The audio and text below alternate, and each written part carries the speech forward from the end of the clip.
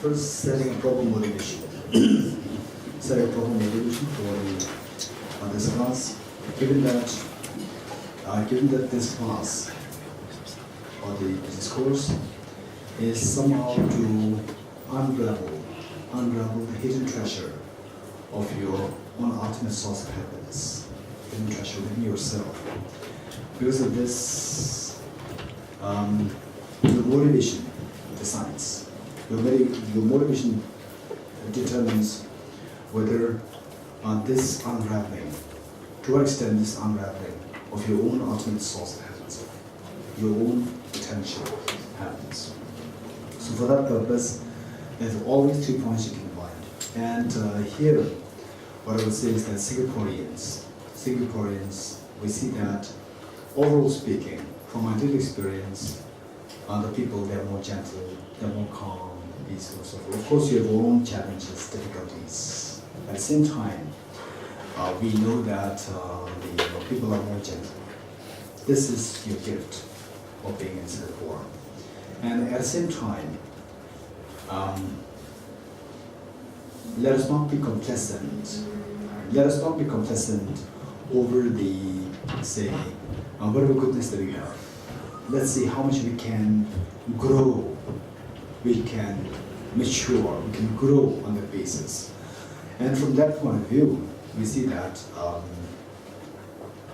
so particularly the people coming here for Tibetan Buddhist Center, you have, to a great extent, inclination towards this practice.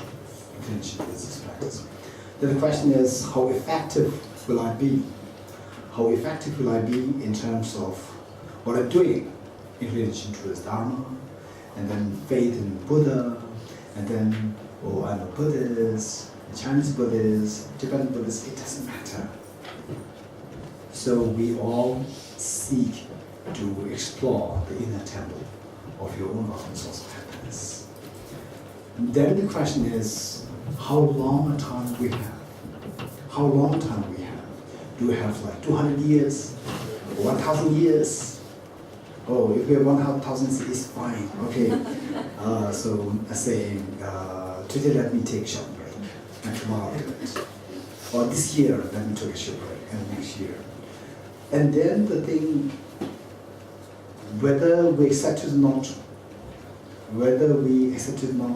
the reality is that our life is short. We have to admit this. Don't be afraid of accepting this reality. Life is short. While life is short, how do we spend this life? This is the next question. How do we spend this life? And then, fortunately, say particularly people coming here, without this inclination towards some degree of affinity to this path, you will come here. So the question is that whatever time that we dedicate, it must be done in such a way that it is most productive, it is most effective. The next question, how can I do that? This is the next question. Say for example, some people, they do hard labor. They do hard labor for the whole day, say like 12 hours. Finally, they earn about like every Singapore Sing dollar, how much? 10, no? 10 a day, no? You can't do 10 an hour. Let's say 10 hours.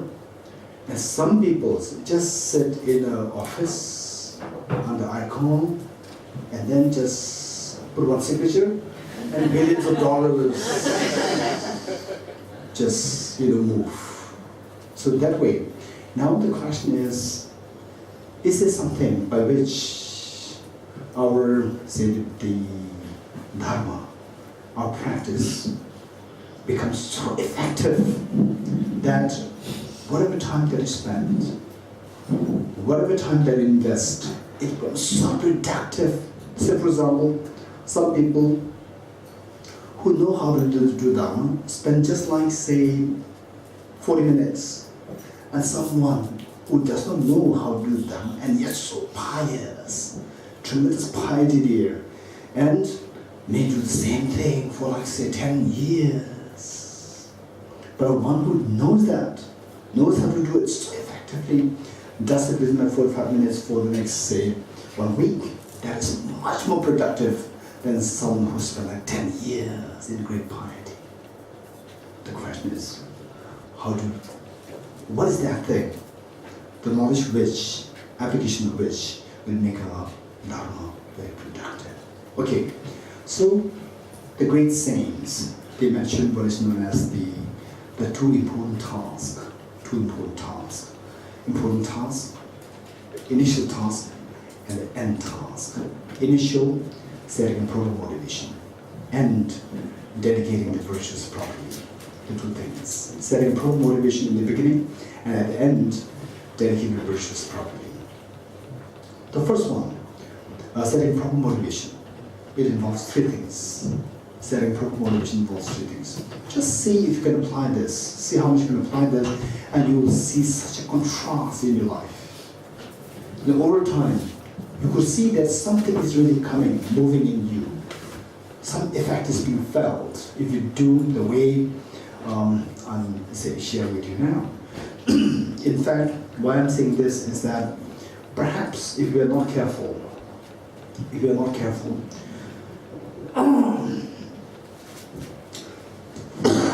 sorry. With great piety and in the pretext of practicing Dharma, and time flies, particularly 25, 26, 30 years. The moment you reach 30 to 40 years, it flies. 40 to 50, it flies even faster. In fact, I could so well remember when I was age 12, there was a senior boy who must be on the verge to graduate from the school, age 17. I came to discover his age. He was 17. It gave me such a shock. Oh, he's so old. Slowly, I became 17, and everybody said, you're so young. And then, when I was 17, I could so well remember one of the teachers in the school. I came to know that he was in his 30s. It was a shock, even more shock. 30s. He went through the same school as I'm going now. One day I'll also become 30. No, it can't be. Then I already crossed 30, still I think I'm young.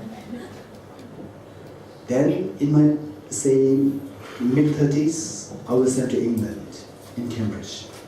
And then there was a professor. I came just to know that he was one of the hosts to invite me here. And he told me that he celebrated his 50th birthday. No, half a century gone. Half a century gone. Now I'm reaching that. So that what I'm saying is time flies. Time flies. This is a fact. But while this is a reality, how the time flies, see. Don't panic. At the same time, see how much we can make the most of the time that is in our hand. So for that matter, I've got one relative, and the relative, he's like my cousin brother, and he's so pious. He's extremely pious and so religious. What happened? He was doing, so just see whether you fall in this category. If you fall in this category, it is time for you to change now. What happened was that after like 25 years, then he came to me and said, now from my personal life experience, he was sharing with me, now from my personal life experience, I could see that whatever I did, I spent like 3-4 hours every day reading the text, mantra recitation. Last 25 years, there's no effect in me. I'm just the same person. No transformation that happened. Then he said, something must have been going wrong with me, with my practice. Then I asked him, what you've been doing. Then he gave me the list of what he was doing. I said, okay, if you want to do this, it's going to be good, it's fine. From this, sort out what are the commitments that you take from your teachers and what are the extra things that you're doing. Sort them out. Commitments, I cannot compromise. It is not my duty. It is between the student and the teacher. Then I told him, okay, the extra things that you're doing, just keep them aside. Make it short. Make it short and of quality. Make it short and of quality. So, I shared with him how to build quality. And then within about 1 month, he came and he said, now I could see the transformation happening. So therefore, it's not how much you do, it's how you do. So for that purpose, for that matter, I say setting problem motivation. It has 3 parts, keep this in mind. And every time you do something, every time you do any practice, just see setting motivation with these 3 points. Don't forget it.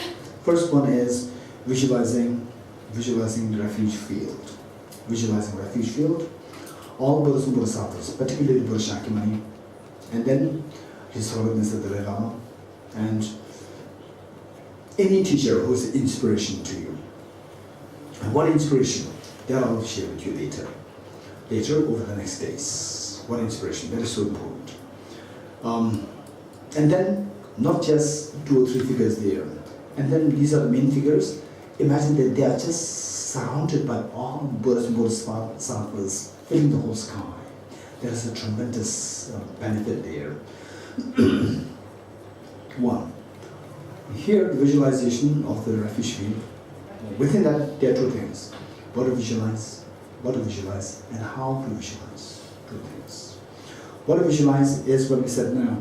The Buddha Shakyamuni, His Holiness the Dalai Lama, and then all the Buddhas and Bodhisattvas. How to visualize, this is more important. How to visualize, that makes the difference. That gives the quality to your practice. How to visualize is to imagine that they are just feel that, invoke this experience, that they are like your mother, very affectionate mother. And some of you might have difficulty with your mother. Don't worry. Just look at those young boys and girls, age 3, 4, and their relationship with the mother. Just look at it. You might have difficulty with your mother, right? It's not because the mother does not love you. The same thing like when you have your children, and you love your children, and when the children grow, they will not love you. So this exactly is what is happening between you and your mother, right? In any ways, okay. What I'm saying is what to visualize and how to visualize, particularly in relation to how to visualize. Visualize the Buddhas and Bodhisattvas like your own mothers, and you, a very tender child, not someone who's grown up like what you are now. Just imagine yourself as a very tender child, age 3, 4, who is so wonderful, and having been to school, and from the school you're being bullied by your elder, your classmates, or the schoolmates, they bully you, right? We have the experience. That was the worst of the time for the young children, elders bullying you. Then you come home so sad, and the mother with such affectionate smile, they'll embrace you to give you security, love, affection. Just invoke that experience. If you could invoke this experience, this is the real refuge. This is the real refuge. If you would do this, then it suffices. It suffices reciting refuge formula 200, 300,000 times. Just bring this trick. How to visualize? Just give a kind of little addition of this experience. How to visualize, and a feeling comes in you. That is what is required. That should be the outcome of your practice of the refuge. Okay. Then over time, as your learning increases, as your reflection increases, as your meditation increases, then the moment you think about the Buddhas and Bodhisattvas, like your mothers, and you are a very tender child, being bullied by the other children in school. You come home, they're just there to embrace you, to give full attention.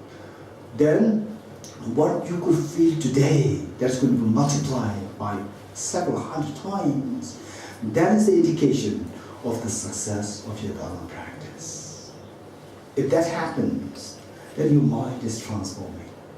Okay, this is what to visualize and how to visualize. This is so important. Okay, let's do it a few seconds.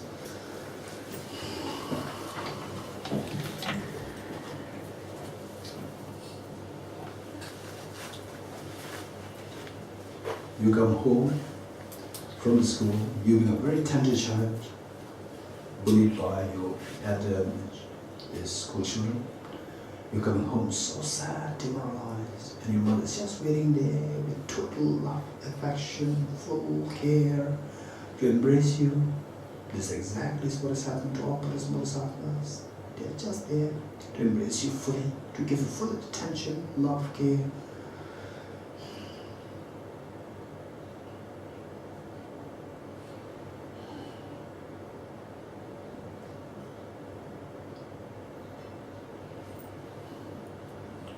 If some feelings come to you, goosebumps and so forth, you're very fortunate. If not, through more practice of this, it will surely happen to you. Next is Bodhicitta field. Bodhicitta field.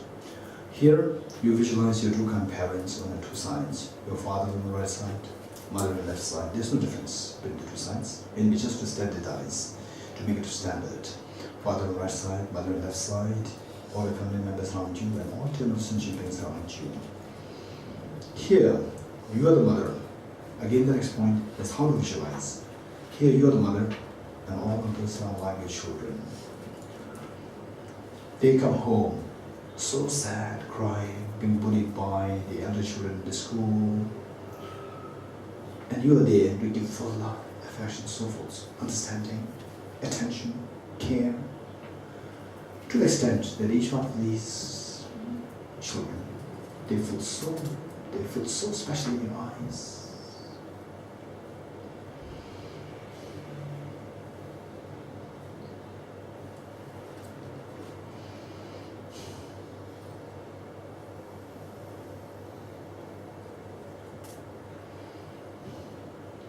Okay, number 3.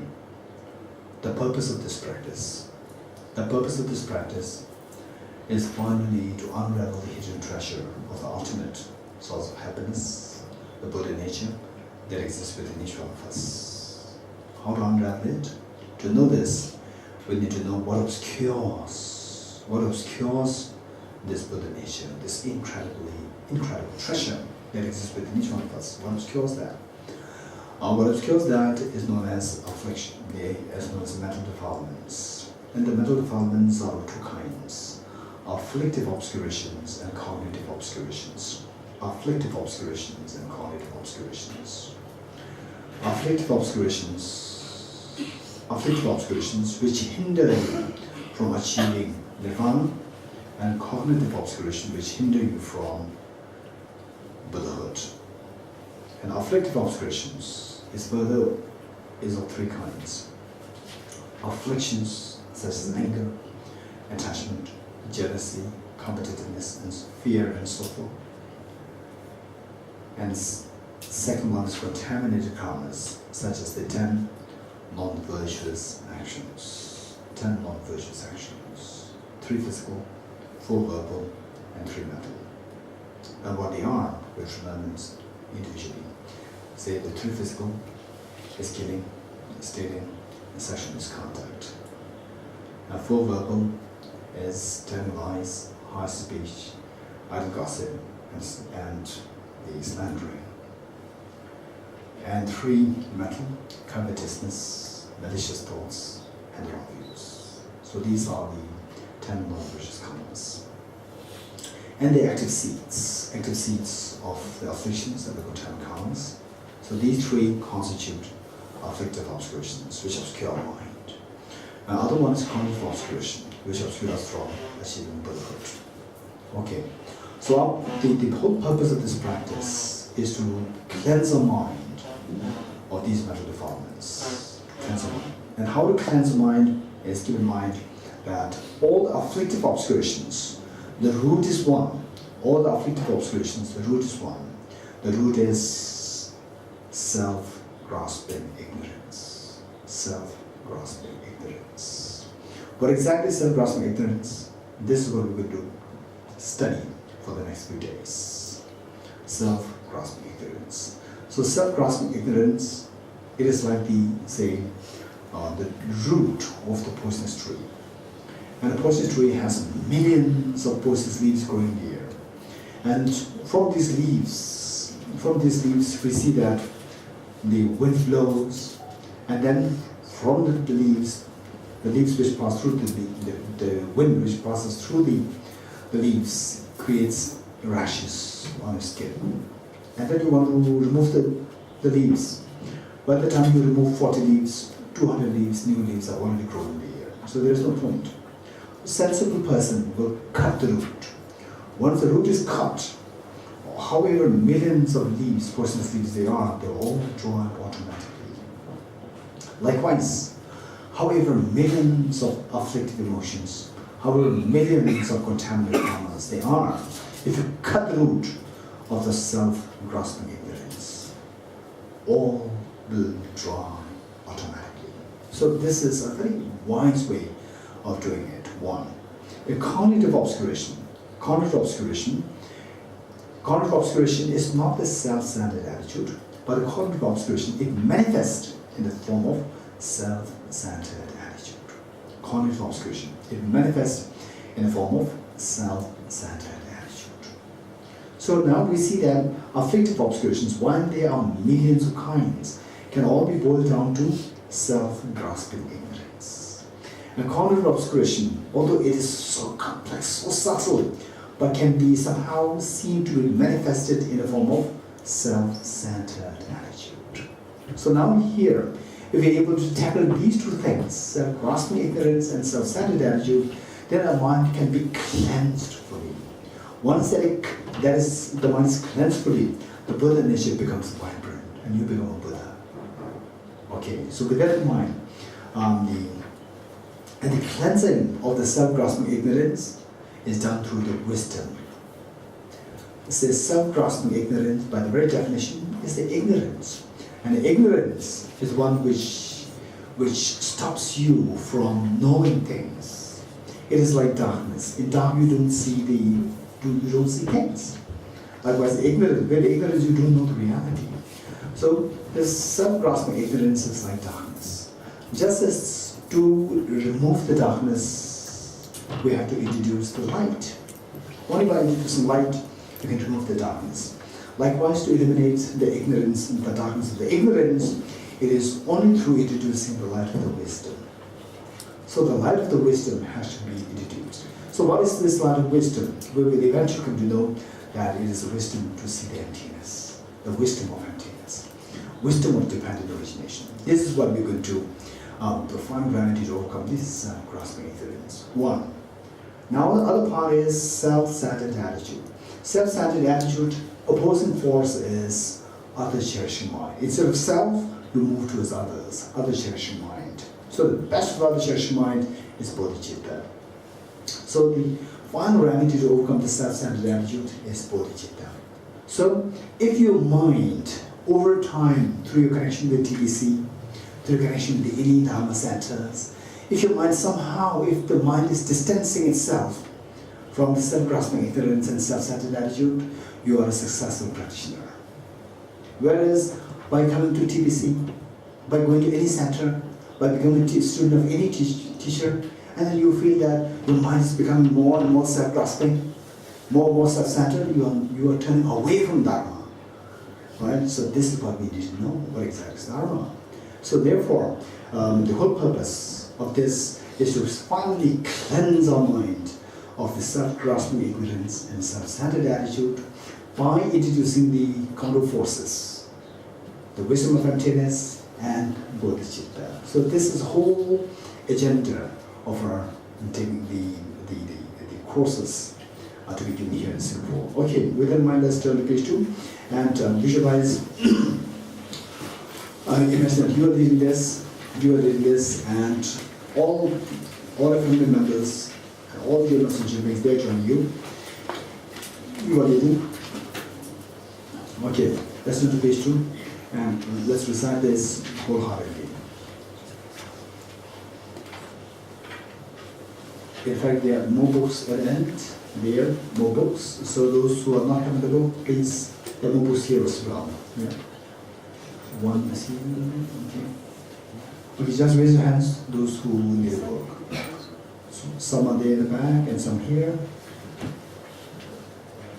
Okay, I think everyone has. Good. Okay, now let's turn to page 2. Enthused by great compassion, you taught the Immaculate Dharma to dispel all perverted views. To you, the Buddha of Dharma, I pay homage. Enthused by great compassion, you taught the Immaculate Dharma to dispel all perverted views. To you, the Buddha of Dharma, I pay homage. Enthused by great compassion, you taught the Immaculate Dharma to dispel all perverted views. To you, the Buddha of Dharma, I pay homage. In Tibetan origination, there is no ceasing, no rising, no annihilation, no permanence, no coming, no going. No separateness and no sameness.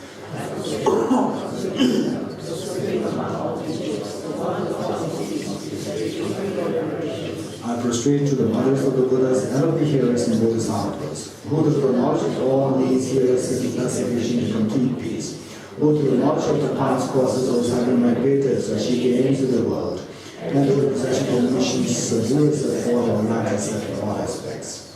The one who is transformed into the divine God, motivated by altruism to bring us sentient beings. The one who has eliminated the web of conceptualizations and is endowed with the divine bodies of the vast and profound, who eternally shines forth forever noble right ways to you the divine constellations. Okay, let's turn to page 7. First, let's read the meaning of the mantra. And this mantra is so precious, as we discussed yesterday. This mantra is the mantra, there's several mantras, it's not just one mantra. There are many mantras which can be said during the tragic incidences and the loss of near and dear ones, and someone in hospital, and then always in depression, stress, and so forth. You can recite these mantras to overcome these problems. At the same time, the mantras will have the greatest effect when you recite them through knowing the meanings. And the meanings are all engraved on bodhicitta and the wisdom of emptiness which we discussed. Okay, with that in mind, let's read the meaning of the mantra. All phenomena arise from causes. The causes are taught by the Tathagata. The cessation of causes is well taught by the great seer. Om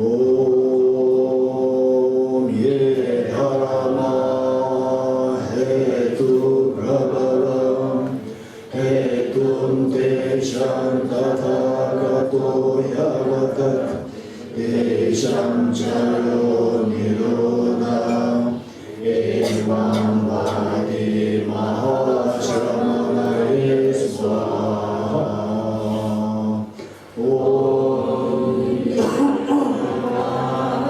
hetu prabhavam hetum tesham tathagato yavatat tesham chayo nirodham evam vadi mahashramanaye swaha.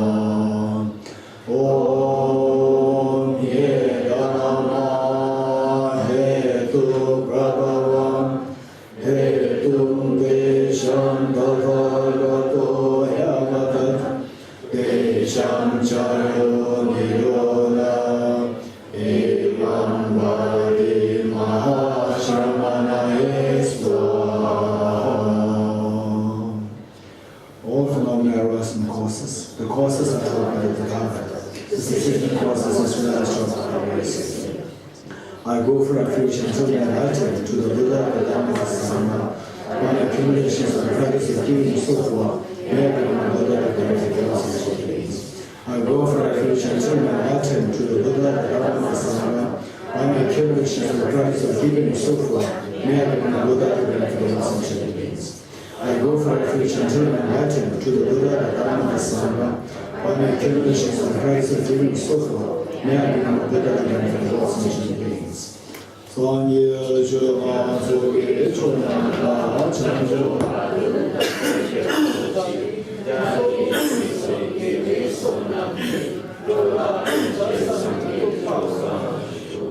Anye Juma Zoge Chonamla Chanjo Bado Dane Gyabzu Che Bhage Jinso Gebe Sonam Ge Thoba Benje Sanye Yoga Sho Sanye Juma Zoge Chonamla Chanjo Bado Dane Gyabzu Che Bhage Jinso Gebe Sonam Ge Thoba Benje Sanye Yoga Sho. Inspired by wisdom and compassion, today in the Buddha's presence, my gentlemen are full of awakening for the benefit of all sentient beings. Okay. I will recite from page 10. As we recite the praise to Shakyamuni Buddha, as I mentioned yesterday, the purpose is not to appease the Buddha. It is these are qualities mentioned. At the same time, see whether you have these qualities yourself. And finally, the Buddha himself said, by no means you are inferior to me, we are all just equal. Only thing is that you have the treasure within. This treasure needs to be unraveled completely. And how to unravel that? Through slowly making the gems from inside come out. What are these gems? The mental qualities. And the mental qualities mentioned here, see if they are within you. If they are, rejoice in yourself, and then see how much you can nurture them further. And if you don't have these qualities, see how you can cultivate them freshly within you and nurture them further. Okay. To the founder, the endowed transcendent destroyer, the one beyond, the full destroyer, the completely perfected, fully awakened one, perfect in knowledge and in good conduct, Sugata, notable world, supreme pride of human beings to be attained, Geshe gods and human beings, to you the completely fully awakened one, the endowed transcendent destroyer, the glorious conqueror, the subduer from the shattered night, at the street of offerings and go for refuge. When, O supreme amongst humans, you were born on this earth, you paid us 7 stripes, and said, I am supreme in this world, with you who are alive and I frustrated. With pure bodies, all things spring of pure, wisdom ocean by wood and mountain, gave the basis in the 3 worlds, winning the best law to be frustrated. With the supreme science based on its purpose, how I go to you and frustrated. Thusly like you, the 3 worlds are not. Incomparable lies one to you and frustrated. The Savior having great compassion, the Father having all understanding, the people marrying qualities like God's ocean, to you the one God of the darkness and frustrated. The purity that frees one from attachment, the virtue that frees one from the lower realms, the one path of sublime pure reality to the dawn that pacifies and frustrated. Those who are devoted to the moral precepts, to you the sublime community eternal leadership and frustrated. To not only any non-virtuous actions, but perform only perfect virtuous actions, subdue mind clarity, which is the teaching of the Buddha. A star, a vision of perdition, a flame of man, an illusion, a drop of tea, a bottle, a dream, a fresh line, a cloud sea, a vision things as such. Through these nights, the essential being attained of all seeing, the 2 worlds, and be delivered from samsara solution, returned by the way from reaching sickness and death. Okay. Let's turn to page 17. Heart Sutra. And as we recite the Heart Sutra mantra, the best way by which to repay kindness to the parents, and particularly the more we think of back in time, when we were going through a very tender age, or we were so vulnerable, and your parents were there to take care of you. Then, from the moment you think more about this, and even though most of us may take the love and affection that you receive from your parents for granted, and but you do have this incredible seed of the love and affection that you receive from parents. In fact, my personal experience was that same. I lost my mother when I was 5. Then 5. The next, I think, 3-4 years after the demise of my mother, then my father and the 3 siblings, we moved to India from Nepal. And then in the school, when I was in the third grade, when I was just like age 9, suddenly the teacher, the Tibetan teacher, he taught us a song. He taught us a song to the school, to the class, a song. And that song was a song which my mother used to sing. And this young boy, age 5, 6, 7, 8, for these 3 years, totally cut off from the mother, and song, everything which my mother used to do, simply forgotten. And suddenly, this Tibetan teacher started teaching us this song. And this song, just hearing the song, I could not control my tears. Because it was not that, I could so vividly remember the kindness of my mother. No, because all the memories disappeared. Even no memory of what my mother looked like. But undeniably, the love that I received from my mother when I was tender, very tender age, that seed was there. So because of this song retrieved this seed from inside. And for no reason, tears rolled down, becoming so poignant, so nostalgic. Just as so like you are just a lost guy, young boy in a desert, someone who's so loving and caring is now gone. That kind of feeling very strongly came in me. So, if you go back in time, particularly when you were very young, very tender, when you were so vulnerable, depending on someone, and who's that someone? Your parents. So that way, if you go back in time, no doubt each one of us, we have a tremendous seed of love and affection towards the parents. Not only the love from the parents, even you have this seed. The only thing is that as we age, we tend to simply take for granted. And then this seed, precious, incredible precious seed, remains hidden under the ground. Now if you retrieve this, then we see the reciting of this mantra, Tiyatha Gate Gate Paragate Parasamgate Bodhisattva. And then you include your 2 grandparents with you.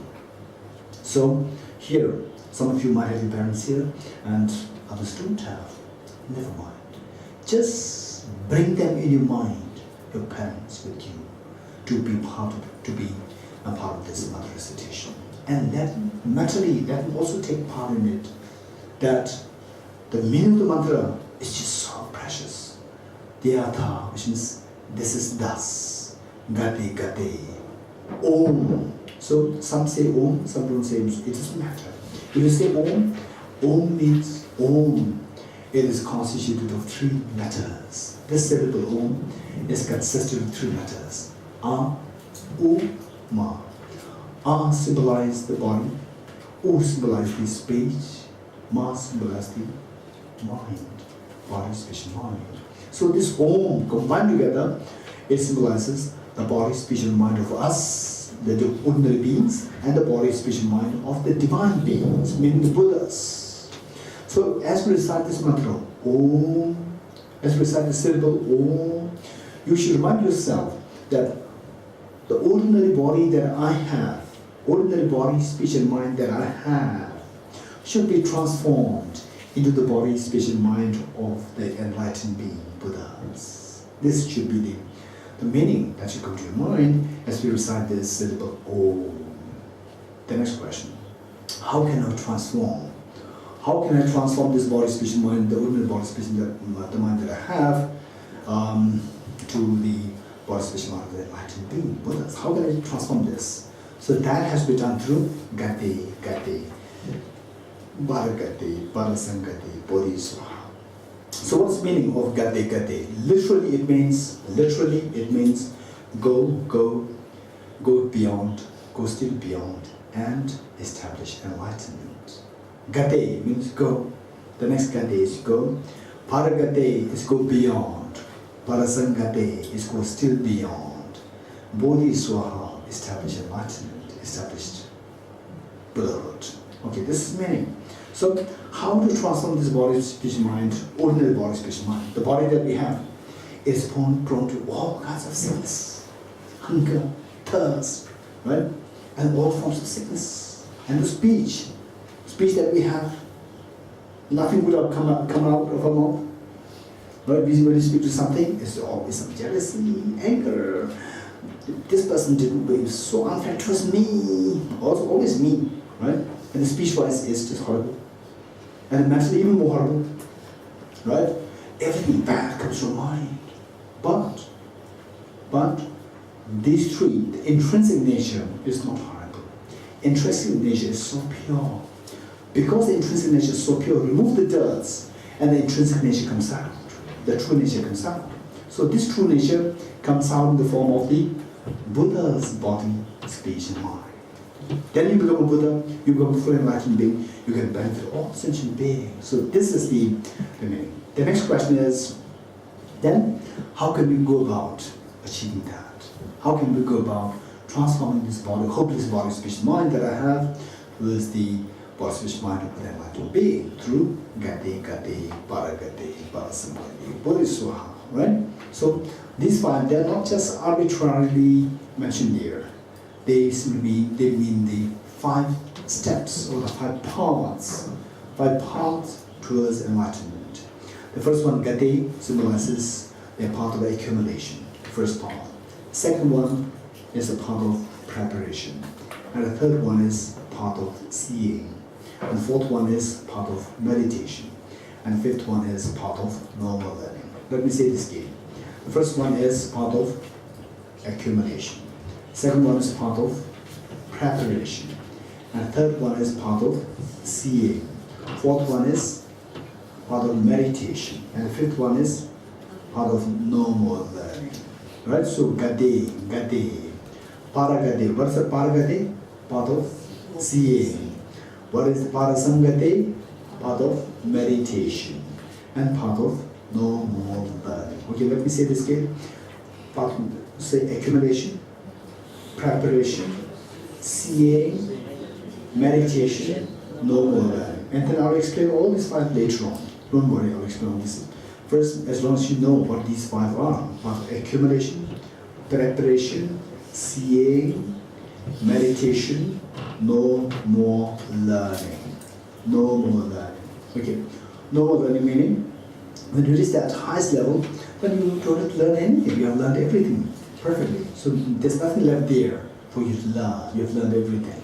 So you don't have to learn anymore. No more learning. Okay. So with this, then some of you might have questions. But how can I go from Gate to the second Gate to the Paragate? How can I go like this? So that all has to be done on the basis of cutting the ignorance. And what cuts the ignorance? The wisdom of emptiness. What is the wisdom of emptiness? This is what we're going to study over the next few days. Right? Okay. So as you see the emptiness doesn't mean nothingness. Keep this in mind. Emptiness doesn't mean nothingness. This is what one has to know very thoroughly, that it does not mean nothingness. It is so profound. So this experience of emptiness, as you get it, then it is like taking the medication for the tuberculosis. For the tuberculosis, the medication is for how long? 6 months? Okay, in Singapore? 6 months. In Singapore? Yeah, okay, 6 months. Which one is nurse? Pharmacy. Okay, pharmacist. So the pharmacist, the pharmacist that is 6 months. So we have to take this medication for 6 months. Say you take the first medication of the wisdom of emptiness, then the second medication, third medication. You just repeat it. Right? So first the part of accumulation, then the part of what is the second one? Preparation. Then what's the Paragati? Part of seeing. What's next? Part of meditation. Then part of no more learning. Very good. Okay. So these these 5 paths through taking this medication of the wisdom of emptiness, through taking this dose of wisdom of emptiness over and over again, then the purification happens. As the defilements, as the ignorance is purified more and more, the mind becomes cleaner, cleaner, cleaner. And the Buddha nature within it becomes more and more vibrant, more and more vibrant. As it becomes more vibrant, you're going closer towards the Bodhisattva, right? Okay, so this is look, this is so beautiful, this is so powerful. And then as you recite this, particularly you can experience only a glimpse of emptiness. You get a glimpse of emptiness, then you recite this mantra, and then so with this tune, you recite this mantra, and every now and then you reflect on the emptiness nature, ultimate reality. Then you can see that the purification actually happens. Purification actually happens. This is so precious. Okay, now this is the final reason why the Buddha Shakyamuni appeared on this earth. This is the final reason. This is the final reason for which the Buddha Shakyamuni appeared on this earth. And then yesterday we discussed that Buddha Shakyamuni, after achieving Buddhahood, he did not teach for how many days? 49 days he did not teach. Why? Because this teaching, because he said, Sabshi Dudu, Dumache, Duzitabu Chushi Koini, Sudashi Yakora Minibe, Mimananda Nasu Nevercha. Which means that the path, the reality which I discovered, it is so profound. And should anyone discover it, it's so peaceful. It's devoid of elaborations. It's not composite. It's clear light. Such a nectar like the truth, such a nectar like reality is what I've discovered. And finding no one who can fathom the depth of this reality, I prefer to return to the woods in silence. And what Buddha said. So because of which, and the Buddha did teach this. This is said.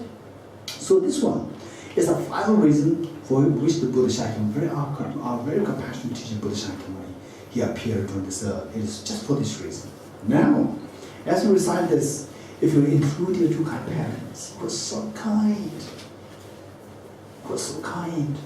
So for example, sometimes, I remember myself, I was still naughty when I was very young, say age 12, and then I lost my mother when I was 5, then I was, sometimes with my father, and my father also is materially not well, and then sometimes when I was a little unhappy with my father, then what I do to make him unhappy, right? Then I tear his jackets. Yeah, I remember that. After tearing that, then my anger subsides. When the anger subsides, the love surfaces. When the love towards my father surfaces, then I regret terribly over having done this. Because the love is there, right?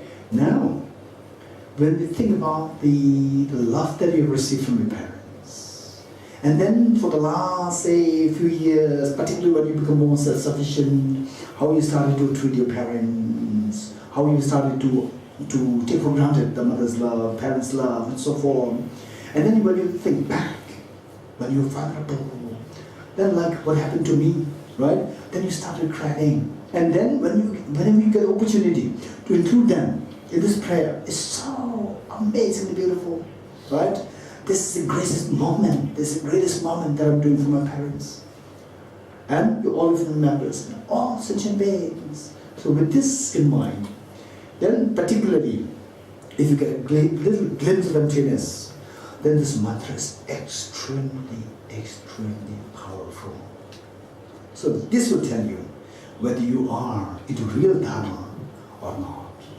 Right? Okay, so with this, let's include your 2 kind parents, all your family members, all the sentient beings, including cats, dogs, mosquitoes, ants, everyone, whether Buddhists, non-Buddhists, say whether believers, non-believers, it doesn't matter. Everyone who wants happiness and who doesn't want suffering, just include all of them with you.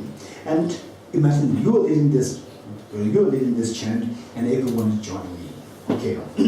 And all those bodhisattvas, like your own parents, were so excitedly, in great excitement, waiting to observe what you're doing, the good thing that you're doing for your all dear non-sentient beings. Okay.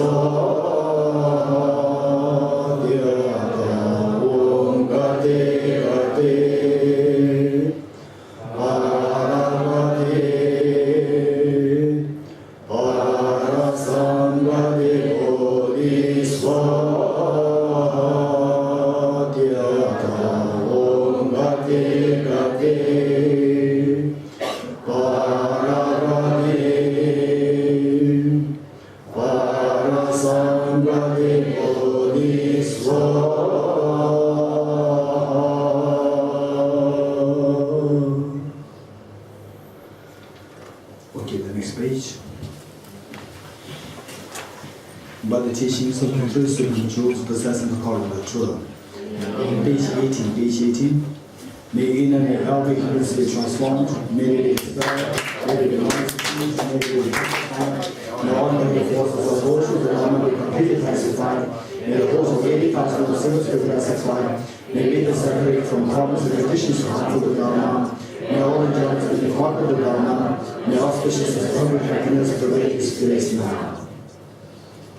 Okay.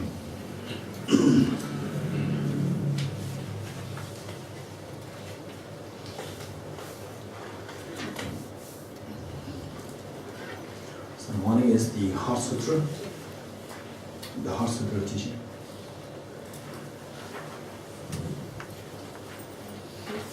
$12 o'clock. 12 o'clock.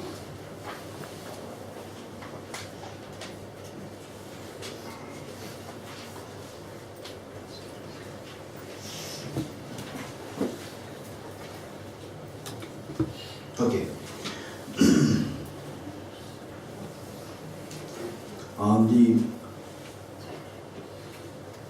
The Heart Sutra, we need to know the background of the Heart Sutra. Heart Sutra, in fact, the teachings of the Buddha can be classified into three.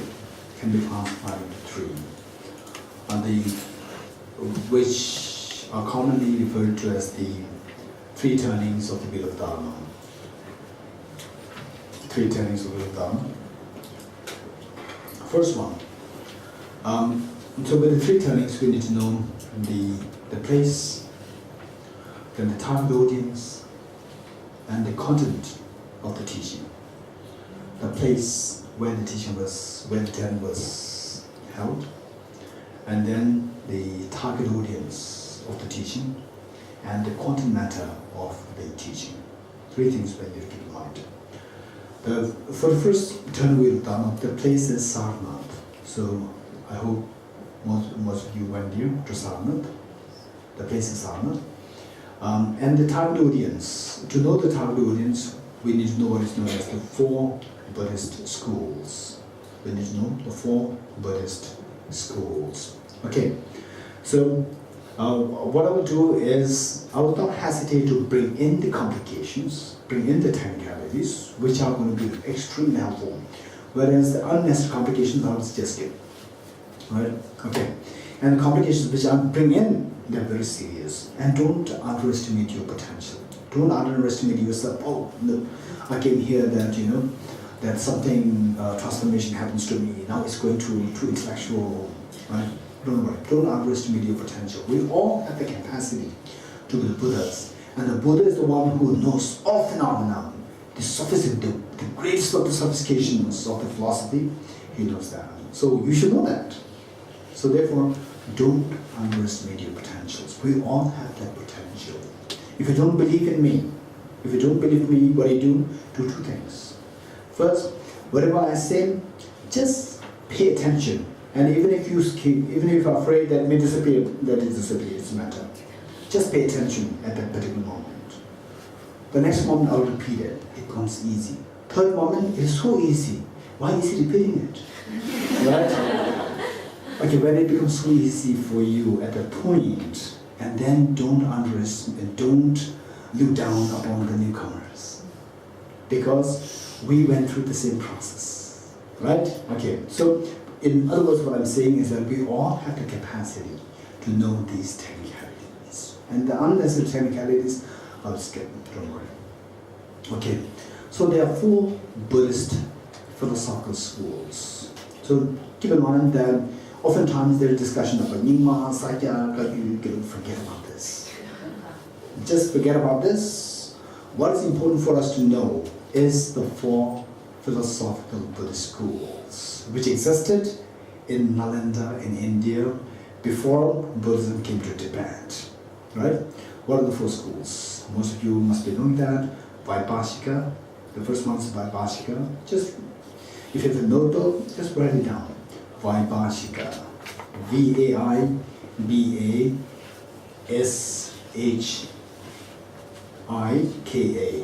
Vaibhashika. Vaibhashika. Right? Okay. 1. Number 2 is Sautantrika. Sautantrika. Right? And then it may be so alien to these words may be so alien to you, don't worry. Just try to learn it. Sautantrika. Sautantrika.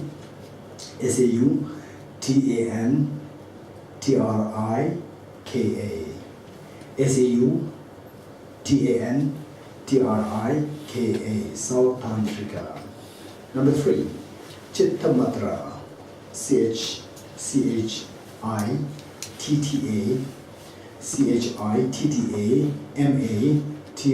Chittamatra. Chittamatra. Chittamatra is synonymous with mind-only school. Chittamatra is synonymous with mind-only school. Then finally, Madhyamika. Madhyamaka. Madhyamaka. Some people say Madhyamika. Doesn't matter. Madhyamaka is fine. Madhyamaka. Madhyamaka. Or Mika. Madhyamaka. The 4 schools. And you want one more complication? Right? I seek your permission. Right? And after this, I promise I will not divide any further. Madhyamaka is further divided into 2. I promise I will not divide any further after this. Okay, otherwise you will not come in the next session. The Madhyamaka divided into 2, very important. 2. Svatantrika, Svatantrika.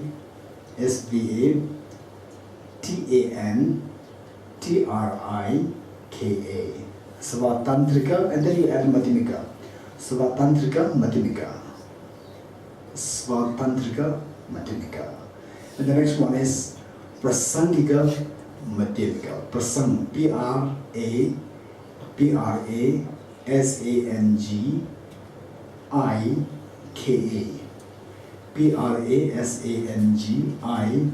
Prasangika Madhyamaka. It at Madhyamaka. Now look, now the indication that I'm going over is coming. You know how? Because every now and then, when I say some complicated things, Tibetan words come. I was about to speak to you in Tibetan. Yeah, so it's the indication of becoming old. Yeah, that's what I heard. Now it's happening to me. Okay, never mind. Okay, so we see that there are 4 schools. What are they? Vaibhashika, Sautantrika, Chittamatra, Madhyamika. Madhyamika, there are 2. Savatantrika, Madhyamika, Prasangika, Madhyamika. Okay, good enough. Very good. Thank you. Okay, now to know the 3 turnings of the wheel of Dharma, we need to know these 4 schools. Okay, the first turning wheel of Dharma. The place is where the first turning wheel of Dharma. The place is Sarnath. And the target audience. The target audience is the philosophers or the practitioners who belong to the first 2 schools, Vaibhashika school and Sautantrika school. Vaibhashika school and Sautantrika school. So these 2 practitioners, they are the target audience of the first turning of the wheel of Dharma, right? And to synchronize what I've been doing so far, it'll come a little later. Don't worry. For time being, what you know is the place, the target audience, and the subject matter. Subject matter is the 4 noble truths. 4 noble truths. Subject matter is 4 noble truths. Subject matter is 4 noble truths. Plus 4 noble truths existing intrinsically. 4 noble truths existing intrinsically / objectively. 4 noble truths existing intrinsically / objectively. Intrinsically / objective means choice. So these 2 are synonymous. Therefore, 4 noble truths exist as intrinsically and as objectively. So what is objectively, intrinsically? These all will study separately, right? Okay, there's only things to be studied separately. So every time I say this, you make sure that somebody keep a note of that. And I'm not responsible if I don't delve with these in the future. Whereas somebody has to keep note of all these things. Okay. Anyway, there's one thing which Wenla and Sonla have to remind me. One thing later on. Right? Remember that? Don't forget it. Okay. Now the first turning wheel of Dharma. What is the place? Sarnath. And what is the target audience? The practitioners of the Vaibhashika and Sautantrika school. What is the content matter of the first turning wheel of Dharma? What did the Buddha teach? 4 noble truths. And the 4 noble truths exist as intrinsically and objectively. Very good. Okay, first turning wheel of Dharma finished. Now second turning wheel of Dharma.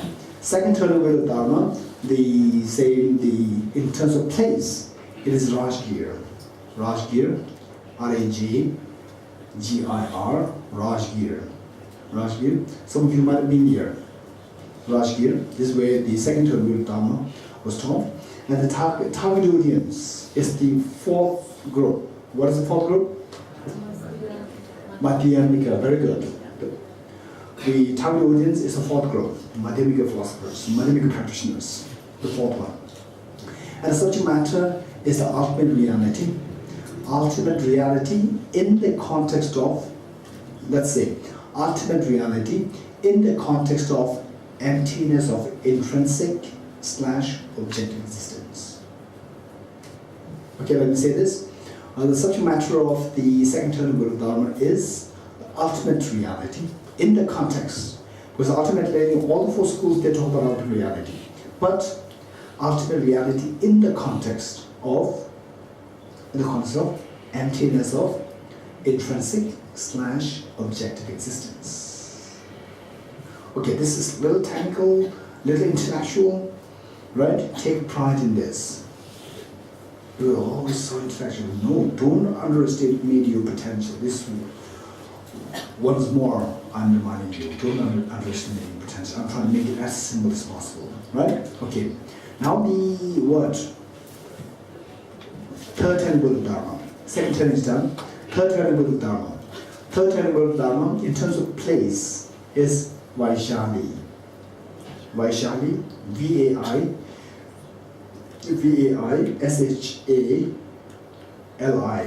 Vaishali is the place where the third Guru Dharma was done. And the target audience is the third guru, Chitamatra philosophers, Chitamatra practitioners, Chitamatra philosophers, the practitioners, the target audience. Right? Now how do you know all these things? Okay, let's do that. Immediately after this. Then the subject matter. The subject matter is distinguishing the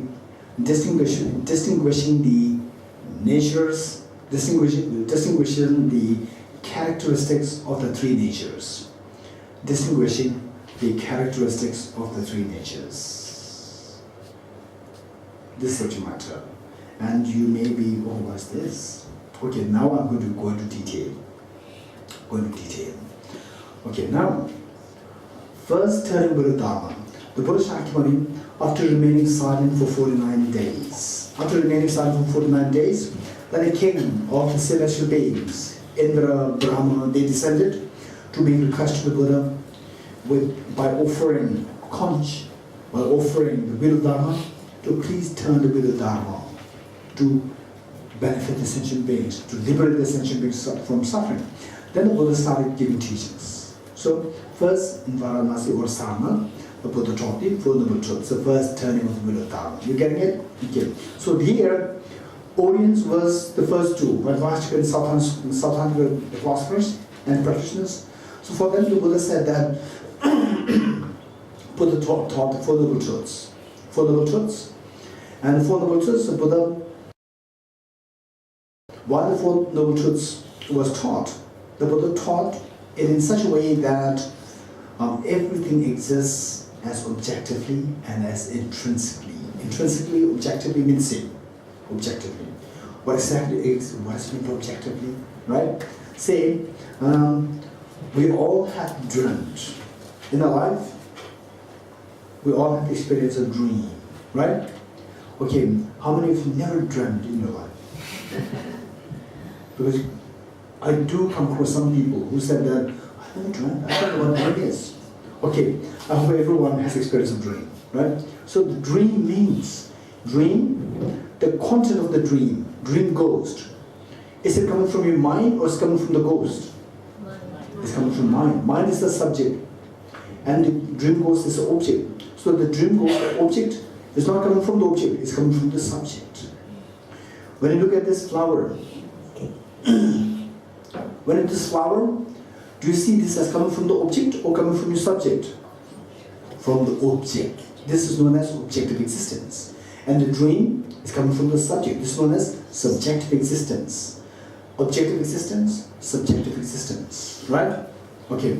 Now the Buddha is saying, in the first turning Buddha Dharma, the Buddha says that everything exists like this flower. Everything exists like this flower from object. Everything exists objectively. You getting it? Now, the second turn of Buddha Dharma, place where? Rajgir. Rajgir, the Buddha said just the opposite. The Buddha said, nothing exists objectively. Everything exists subjectively. Everything exists from your mind, like the dream. Right? Okay. So this thing, if you can get a glimpse of this, that things are coming from the mind, right? If you get a glimpse of this experience, your life is much easier. Your life is much easier and all tensions will dissolve. 100%. Right? Okay, but it'll take time because this topic is little challenging. The Buddha remains silent for 49 days. It doesn't mean that the Buddha is not compassionate. Buddha is telling the world that this topic, right? This topic is not an easy topic. You have to take it seriously. So to make the people serious, the Buddha does not teach it for 49 days. Right? So sometimes His Holiness jokes, saying that if His Holiness comes by himself, just by himself, with no more escorts, right? People take him so lightly. Whereas if someone comes with 20 security guards like this, people see it's very important. Like, it's so precious. This teaching on emptiness is so precious. How everything is coming from the mind is so precious. And if it is easy, it's fine. The Buddha can directly teach. But it's not easy. It requires little effort.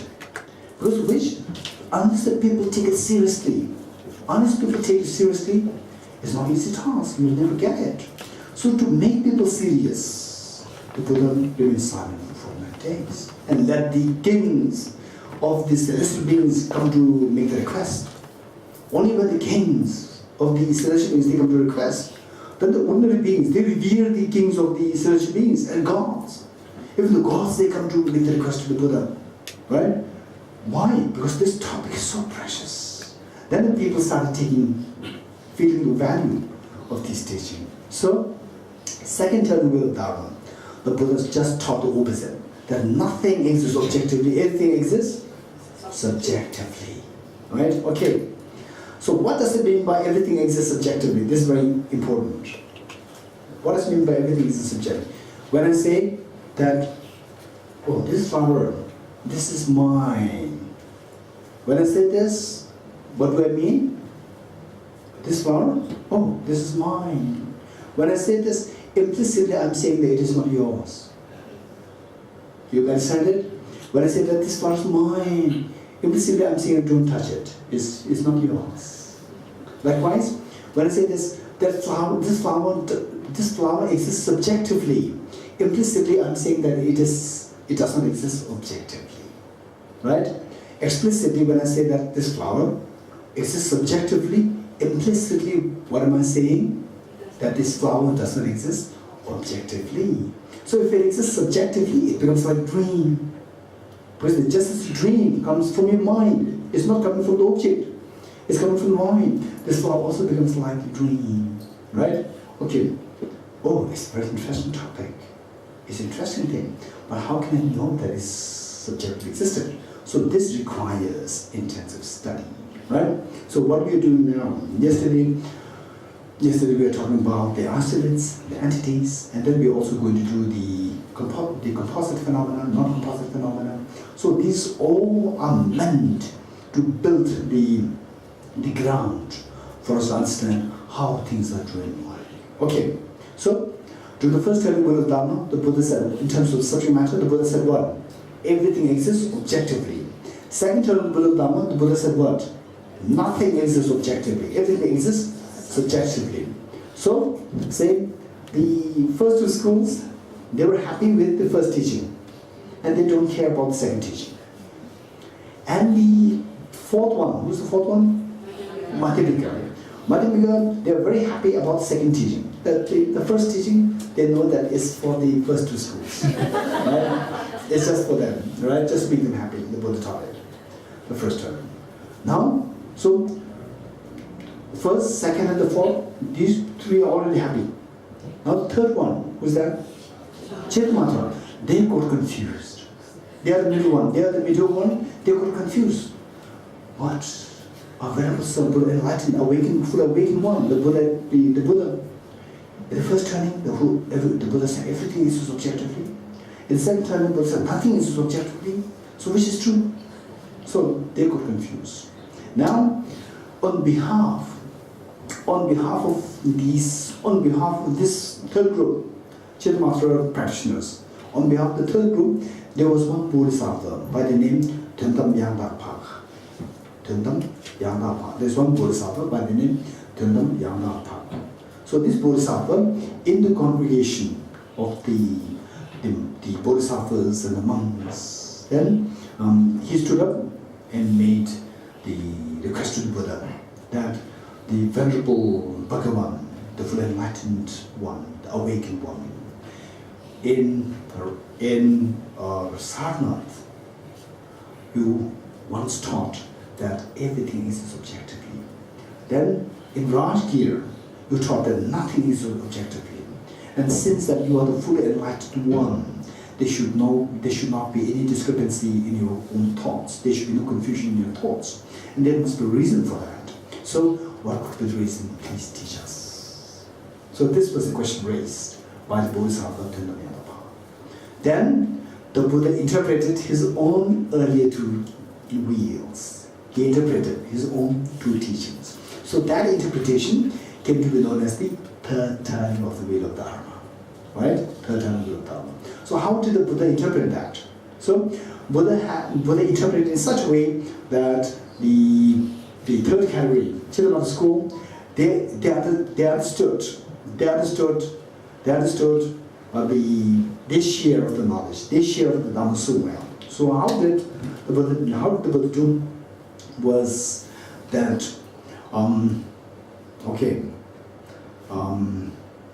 the Buddha anyway, it's not me, it's what the Buddha did, right? If there's any divisions happening, it's not me. So what the Buddha did was that the Buddha classified everything that comes to a mind, into three groups. It's not my classification, keep this in mind. So what are these three things? Imputed nature, other power nature, and thoroughly established nature. Imputed nature, other power nature, thoroughly established nature. I will not hesitate to explain each of these words, don't worry. Right? First, you make sure that you have these words in your mind. Imputed nature, imputed nature, imputed nature, I-M-P-U-T-E-D, imputed nature, other powered nature, other powered nature, / some translators translate it as dependent nature. So both are correct. Other powered nature or dependent nature. And the third one is thoroughly established nature. Thoroughly established nature. 3. Right? So before we know this, we need to know another facet of the classifications. So to make things easy, let us say whatever comes to your mind, just see whether you agree with me or not. Whatever comes to your mind can be classified into two things: existent and non-existent. You agree with me or not? Yes. Very good. Anything that comes to your mind, say you may imagine that okay, what time could be the lunch, right? And then say when was Singapore? What was the date of the Singapore's independence? Right? Okay. So anything that comes to your mind, and some people say may hallucinate a tiger in this hall. Although it is non-existent, but it comes to the mind of someone. So anything that comes to the mind of anyone can be categorized into two groups: existence and non-existence. You agree with me or not? Good. Okay. Now what we're going to do is that those things which I'm not going to divide any further, just keep those things in mind: existence and non-existence. Now I'm going to divide the existent. Non-existent, I'm not going to divide it further. Don't miss that. Existence can be divided into permanent phenomena and impermanent phenomena. You agree with me or not? All the existences things, all things which are existent, can be divided into permanent phenomena and impermanent phenomena. You agree with me or not? Good. Now, say the permanent phenomena. Impermanent phenomena, I'm not going to divide any further. So, what did I ask you to do? Not to forget the points which are not divided any further. So, what are non-existence 1, and then impermanent phenomena 2. Now, the permanent phenomena I'm going to divide into 2. One is ultimate reality, and the other one is permanent phenomena other than ultimate reality. Ultimate reality 1, and permanent phenomena other than ultimate reality 2. Now I'm not going to divide it any further. So tell me, what are the things which I've divided ultimately? from with the main classification of things that come to whatever comes to your mind. How many things are there? 4. What are they? Non-existence, impermanent, ultimate reality, and permanent phenomena other than ultimate reality. You getting it? Let us say this again. So everything that comes to your mind can be classified into 4. What are they? Non-existence, impermanent phenomena, ultimate reality, and finally, the permanent phenomena other than ultimate reality. Okay. Make sure that before lunch we have this 4. What is this 4? Say it again.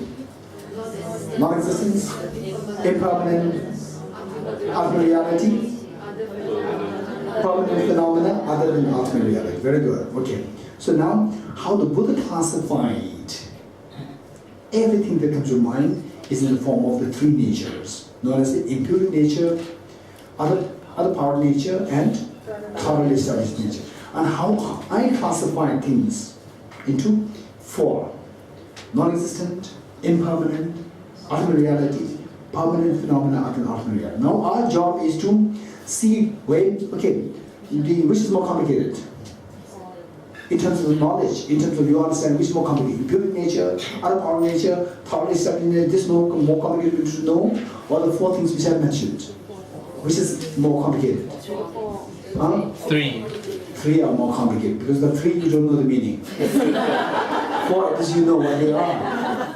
4 you know. Now our job is, once you know the 4, then when you correlate the 2, then you will know what these 3 are. Right? Okay. What's the same of the 3 natures? What's the first one? Impure nature. Okay. What's the second nature? Other power nature. Other power nature, and from the other set, the set of 4 and set of 3. Set of 3 as classified Buddha Shakyamuni, and set of 4 as I classified. Right? Okay. From the set of 4, the impermanent phenomena, and from the set of 3, other power phenomena, these 2 are synonymous. Impermanent phenomena and impermanent phenomena from the set of 4 and the other power phenomena from the set of 3. These 2 are synonymous. Okay. Now of the 3 classifications which the Buddha did, Buddha Shakyamuni did, other power phenomena means what? Impermanent phenomena. You're getting it? Very good. Okay, now you know what is other power nature. Other power, why impermanent phenomena are known as other power nature? All impermanent phenomena, they come into existence by the power of other causes, other power. All impermanent phenomena, they come into being by the power of other causes. This is known as the other powered. So all impermanent phenomena, they are all impermanent phenomena and other powered, these 2 are synonymous. You getting it? Okay. So from the set of 4, now 1 is gone. How many left? 3. What are the 3 left? Non-existence, ultimate reality, permanent phenomena other than ultimate reality. Of the three, what is left? 3 of the 3, ultimate reality. Ultimate reality from the set of 4 is synonymous with a thoroughly established nature. From this set of 3. So thoroughly established nature means what? Ultimate reality. You're getting it? What does it mean by thoroughly established nature? Ultimate reality. Okay, so that is done. From the set of 3, 2 are done. What is left? From the set of 3, impure nature is left. Which are done? Which are done? Other power is done, and thoroughly established nature. Only 1 is left. Now from the set of 4, how many left? 2. What are they? Non-existence and permanent phenomena other than ultimate reality. These 2 things are. These 2 will go into the impure nature. Right? These 2 will go into impure nature. Which 2? Non-existence and ultimate, the permanent phenomena other than the ultimate reality. So these two belong to impure nature. Why these 2 belong to impure nature? This is extremely important. Why these 2 are known as impure nature? Impure meaning, say for example, okay, who is the president of Singapore? What's the President of Singapore? Any idea? Tony Tart. Okay, so it's wrong. I'm the president. Which means it's not true. What I say, I'm the president of Singapore, this is wrong.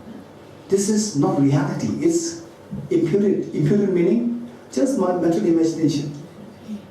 Right? Imputed has a connotation, mental imagination. So therefore, non-existence, they really exist or they are mental imagination? They are mental imagination, non-existence. What examples do you have from non-existence, anyone? What examples can you give of non-existence? So tiger in a room or in this room. In our room, there are tigers. There are tigers in the room of the zoo.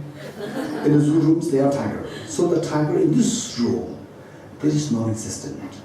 It is non-existent, so if somebody says that it exists, then it is just an imagination. It is just imputed. Imputed meaning your mind imagines, your mind imputes, which does not exist in real sense. It simply comes from your mind. Right? So, say the non-existence and permanent phenomena other than Atman reality, these two are imputed natures. You're getting it? Okay. So, I think we have to finish this part. Yes, I think we'll finish this part and then we'll set for lunch.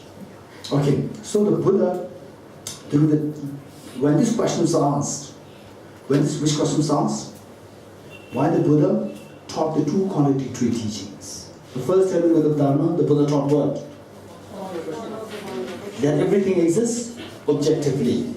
Then second telling with the Dharma, Buddha taught nothing exists objectively. These two are superficially contradictory. So, what is the reason for the Buddha Shakyamuni, the full awakened one, to teach these two things, superficial contradictory teachings? So, Buddha Shakyamuni, he interpreted his own earlier two teachings, right? Two teachings in accordance with the mental caliber of which philosopher, which practitioner? Chittamatra school. Okay, very good. Okay, now how the Buddha interpreted? So the Buddha interpreted his own earlier two teachings on the basis of the three natures. What are the three natures? Imputed nature, unravel nature, thoroughly established natures. The first telling of Dharma, what did the Buddha say? That everything exists objectively. So the Buddha said that when I said in the first telling that everything exists objectively, everything exists intrinsically, objectively, I meant only the other powered nature and the thoroughly established nature. So these two, in the first telling of Dharma, when I said everything exists objectively, everything includes what? Everything includes everything in other powered nature, everything in thoroughly established nature. So these two exist objectively and intrinsically, right? And in the second term of Dharma, the Buddha taught what? That nothing exists objectively, everything exists subjectively. So Buddha said everything exists subjectively. I meant the imputed nature. Imputed nature, they exist subjectively, imputedly, subjectively. So this is how the Buddha interpreted.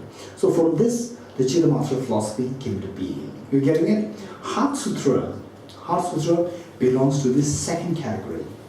Which second category? Second class, the second turning of the Buddha Dharma, where the Buddha taught that nothing exists objectively, everything is dreamlike, right? Okay, so we'll stop here for lunch.